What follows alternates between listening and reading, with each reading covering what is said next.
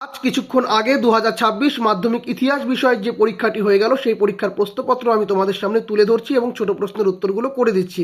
তার আগে তোমরা বলো তোমাদের ইতিহাস পরীক্ষা কেমন হয়েছে, তোমরা কেমন দিয়েছো প্রশ্নপত্র পাওয়ার পরে।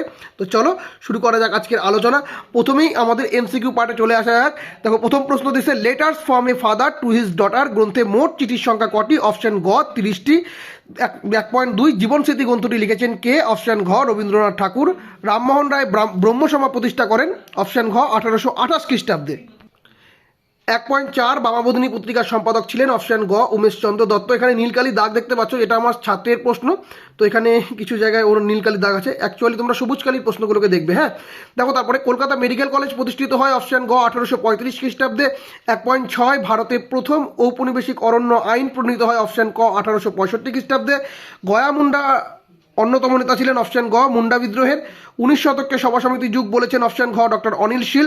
বন্দে মাতরম সঙ্গীতটি রচিত হয়? অপশন গ 1875 খ্রিস্টাব্দে। ভারত সভা প্রতিষ্ঠিত হয়? অপশন ঘ 1876 খ্রিস্টাব্দে। বসু বিজ্ঞান মন্দির প্রতিষ্ঠা করেন? অপশন গ জগদীশচন্দ্র বসু। ভারতে হাফ টোন প্রিন্টিং পদ্ধতি প্রবর্তন করেন? অপশন খ উপেন্দ্র কিশোর রায় চৌধুরী। নিখিল ভারত ট্রেড ইউনিয়ন কংগ্রেসের প্রথম সভাপতি ছিলেন? অপশন ঘ লালা লাজপত রায়। বারদৌলি সত্যাগ্রহ আন্দোলন হয়েছিল? অপশন ঘ গুজরাটে। দেশপ্রাণ নামে পরিচিত ছিলেন? অপশন ঘ বীরেন্দ্রনাথ শাসমল। দুকরিবালা দেবী যুক্ত ছিলেন? অপশন গ বিপ্লবী আন্দোলন। কনকলতা বড়ুয়া শহীদ হন? অপশন ঘ ভারত ছাড়ো আন্দোলনে। দলিতদের হরিজন আখ্যা দিয়েছিলেন? অপশন ঘ গান্ধীজি। ভারতীয় সেনাবাহিনী গোয়া দখল করেন? অপশন গ 1961 খ্রিস্টাব্দে। হরি সিং রাজা ছিলেন? অপশন খ কাশ্মীর রাজ্যের। এবার চলে আসো তার নিচে বিভাগ খ এর পাটে। দেখে নাও এখানে যে তোমাদের ছোট প্রশ্নগুলো বলেছে। বঙ্গদর্শন পত্রিকার প্রথম সম্পাদক ছিলেন বঙ্কিমচন্দ্র চট্টোপাধ্যায়। দেবেন্দ্রনাথ ঠাকুর কত খ্রিস্টাব্দে ব্রাহ্ম সমাজে যোগদান করেন? 1843 খ্রিস্টাব্দে। মিরাট ষড়যন্ত্র মামলা কবে শুরু হয়? 1929 খ্রিস্টাব্দে। মতুয়া ধর্মমতের প্রতিষ্ঠাতা কে ছিলেন? হরিচাঁদ ঠাকুর। তারপর দেখো বিপিনচন্দ্র মালের জীবনীমূলক গ্রন্থের নাম 70 বৎসর। আত্মজীবনীমূলক গ্রন্থের নাম 70 বৎসর, তো সুতরাং এক্ষেত্রে উত্তরটা হবে ফলস। তবে যারা যারা ট্রু করেছো তাদের জন্য একটা কথা বলা আবশ্যক, যে অনেক সময় কিন্তু ট্রু এবং ফলস দুটো উত্তরকেই নেওয়া হয়।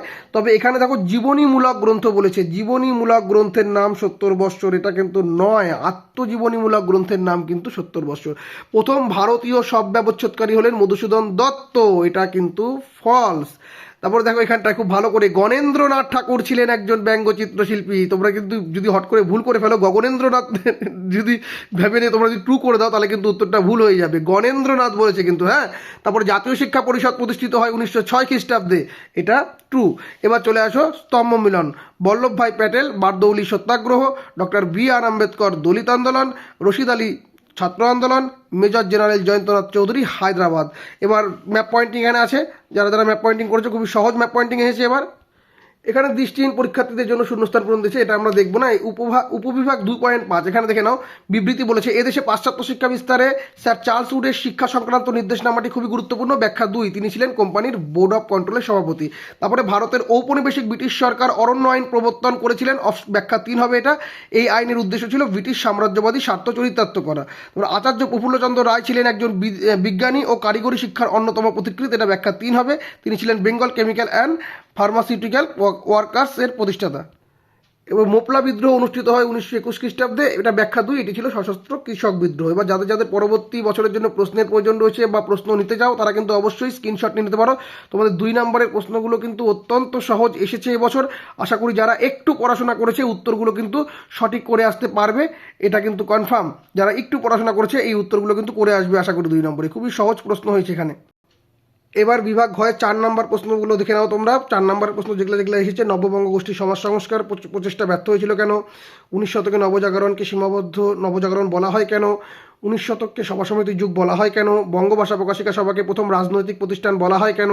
শিক্ষা বিস্তারের সঙ্গে ছাপা বইয়ের সম্পর্ক লেখো। বাংলার মুদ্রণ শিল্পে উপেন্দ্র কিশোর রায় চৌধুরীর ভূমিকা বিশ্লেষণ করো।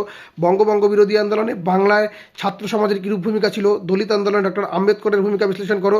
আর 8 নম্বরে তো একদম প্রথমেই বলা হয়েছিল মহাবিদ্রোহের চরিত্র প্রকৃতি, খুবই গুরুত্বপূর্ণ হবে বছরের জন্য, চলে এসেছে। এখানে পাশ্চাত্য শিক্ষা বিস্তারে ডেভিড হিয়ার এবং ড্রিঙ্ক ওয়াটার বেথুনের ভূমিকা বলেছে, এবং 19 শতকে কৃষক আন্দোলনে বাবা রামচন্দ্রের ভূমিকা এবং একা আন্দোলনের সংক্ষিপ্ত বিবরণ। তো প্রশ্ন কিন্তু সহজ হয়েছে, যারা একটু পড়াশোনা করেছে আশা করি পরীক্ষা খুব ভালো দিয়ে এসেছে। তো তোমাদের কটা উত্তর ঠিক গেলে অবশ্যই জানিও, এবং তোমাদের পরীক্ষা কেমন হয়েছে অবশ্যই জানিও। এবার তোমরা কিন্তু পরবর্তী পরীক্ষার জন্য ফোকাস করো এবং পরবর্তী পরীক্ষার জন্য ভালো করে প্রস্তুতি নাও। সকলকে শুভকামনা জানিয়ে আজকের ভিডিও এখানে শেষ করছি। ধন্যবাদ।